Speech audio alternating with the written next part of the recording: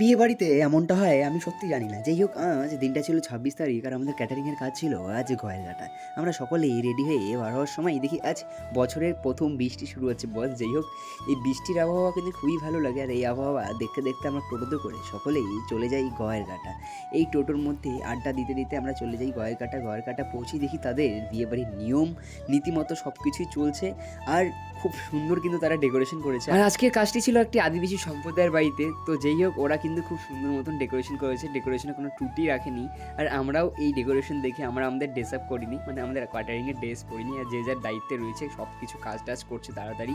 আর আজকের seat capacity ছিল ১০০ জন করে। আর এই পাশে ছিল খাওয়ার স্টোর, মানে খাবার দাবার এখান থেকে তোলা হচ্ছিল। আর সব কিছু আমরা তাড়াতাড়ি সাজিয়ে নিচ্ছি, কারণ এইসব বাড়িতে না একটু তাড়াতাড়ি লোকজন এসে পড়ে খেতে। যেই হোক খুব সুন্দর আয়োজন করেছে কিন্তু। আর দেখতে দেখতে ১০০টা সিট ক্যাপাসিটি একদম ভরে গেছে। সবাই ভেবে থাকে হয়তো ক্যাটারিংয়ের ছেলেদের বিয়ে বাড়িতে এসে খালি খাওয়ানোই কাজ। না, আমরা তো এটা ভাবি আমাদের খাওয়ানোর সাথে সাথে লোকজনদের সঙ্গে ভালো মতো ব্যবহার করা এটা আমাদের প্রধান কাজ। এখন ওই রাত ২টো বাজে আমাদের ক্যাটারিংয়ের কাজ শেষ হয়ে গেছে। সকলেই ভালো মতো কাজ করেছে। আর এরকম নতুন ব্লগ দেখতে চাইলে অবশ্যই ইউটিউবে সাবস্ক্রাইব করা আর ইনস্টাতে যারা যারা দেখছে ফলো করো। আর যেতে যেতে কেউ রাধে রাধে বলতে ভুলো না।